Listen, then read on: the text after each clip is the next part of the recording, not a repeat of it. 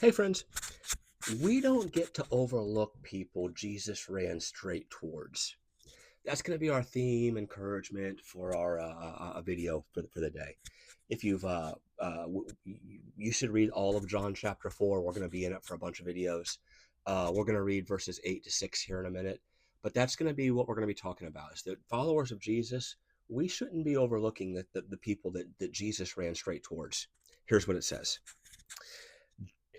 So he came to a town in Samaria called Sychar, near the plot of ground Jacob had given to his son Joseph. Jacob's well was there, and Jesus, tired as he was from the journey, sat down by the well. It was about noon. When a Samaritan woman came, to draw water, Jesus said to her, "Will you give me a drink?" His disciples had gone into town to buy food. See, what we don't get because we don't understand, their customs and stuff is that this was scandalous. But this is like we talked about in the last video. This is why Jesus had to go through Samaria, right? He had a divine appointment with this woman, and she had no idea this was coming. Traditionally, Jewish men, right? They don't talk to women, Jewish or non, in public, right? And they definitely don't do so without their husbands present. This lady was an outcast. And the reason that you know that is because not just from the Jewish nation, she was a Samaritan, but also from the Samaritan population. Right? You don't go to draw water at noon, right? It's that you do that first thing in the morning when it's cool out or late at night. This was dangerous for her. She was rejected by the Jewish people. She was rejected by her own people. She's out here by herself. This is a major like no for Jesus. And so from an optics perspective, this is not a good situation. But Jesus doesn't care about what it looks like.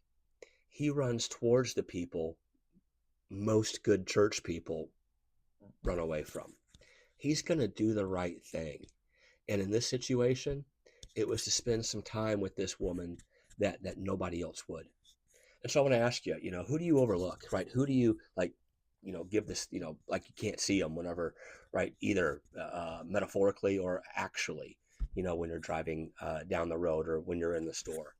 Who do you think's not worth your time, right? Sometimes, in the political realm, we get that feeling about the other side. It's who would you not want to be seen around? That's who we're talking about in the story. But Jesus doesn't just stop there about approaching this woman. He asked her for a drink. And again, we don't get this. But what he's saying whenever he asks her that is, I accept you. I'm gonna accept your hospitality.